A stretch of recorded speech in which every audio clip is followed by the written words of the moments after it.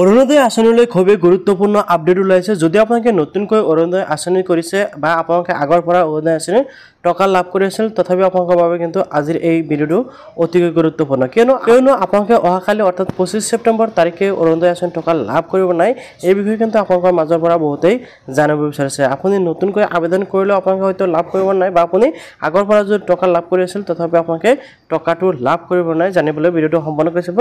লগতে ভিডিঅ'টো ভাল নিশ্চয় লাইক আৰু চেনেলটো সাবস্ক্ৰাইব কৰব। এতিয়া কথা হল এই বিষয়ে কিন্তু অসমৰ মুখ্যমন্ত্ৰী হিমন্ত বিশ্ব শৰ্মাই এটা নতুনকৈ ঘোষণা কৰিছে। এতিয়া আপোনালোকে হয়তো বহুতেই ভাবিব পাৰে যে ডেটটো আকৌ কিয় চেঞ্জ হ'ব, কিয়নো প্ৰথমতে 17 ছেপ্টেম্বৰ আছিল, তাৰপিছত আকৌ 25 ছেপ্টেম্বৰ, আৰু এইটো 25 ছেপ্টেম্বৰটো চেঞ্জ হ'ব নেকি বা কিয় চেঞ্জ হ'ব, এনেকুৱা ধৰণৰ কোৱেশ্চন আপোনালোকৰ মনত আহিব পাৰে। আচলতে অসমৰ হিয়াৰ আমঠু জুবিন গাৰ্গ মানে আপোনালোকে জানে যে কি হৈছে, যাৰ বাবে কিন্তু অসমৰ মুখ্যমন্ত্ৰী হিমন্ত বিশ্ব শৰ্মা যোৱা কেইদিন ধৰি এই বিষয়টোলৈ খুবেই ব্যস্ত হৈ পৰিছিল, যাৰ বাবে কিন্তু এই যিটো 25 ছেপ্টেম্বৰ ডেট অৰুণোদয় আঁচনি টকা দিব বুলি কৈছিল, এইটো কিন্তু অসমৰ মুখ্যমন্ত্ৰী হিমন্ত বিশ্ব শৰ্মা ডাঙৰীয়া আকৌ ৰিচিডিউল হ'ব বুলি কৈছে। অৰ্থাৎ আপোনালোকে 25 তাৰিখে কিন্তু অৰুণোদয় আঁচনি টকা লাভ নকৰি ইয়াৰ কিন্তু আকৌ নতুন এটা ডেট তাৰিখ ধাৰ্য কৰা হ'ব, তাৰপিছত আপোনালোকে টকাটো লাভ কৰিব। আৰু এই বিষয়ে কিন্তু অসমৰ মুখ্যমন্ত্ৰী হিমন্ত বিশ্ব শৰ্মা ডাঙৰীয়া ইতিমধ্যে ঘোষণা কৰিছে। তো মুখ্যমন্ত্ৰী ডাঙৰীয়াই কি ঘোষণা কৰিলে জনোৱা হওক।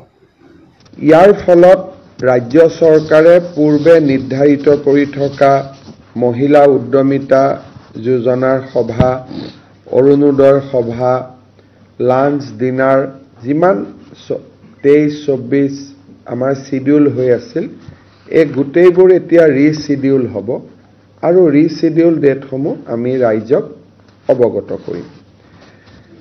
আপোনালোকে ইতিমধ্যে নিশ্চয় আপোনালোকে শুনা পালে, অসমৰ মুখ্যমন্ত্ৰী হিমন্ত বিশ্ব শৰ্মা ডাঙৰীয়াই কিন্তু এই কথাখিনি কৈছে যে আকৌ ৰিচিডিউল কৰা হ'ব বা নতুনকৈ ডেট এটা ধাৰ্য কৰা হ'ব, আৰু সেই ডেটতে আপোনালোকে অৰুণোদয় আঁচনি টকা লাভ কৰিব। এতিয়া ফাইনেল ডেটটো অহা নাই, ফাইনেল ডেটটো আহিলে নিশ্চয় আপোনালোকে আপডেটটো জানিব পাৰিব।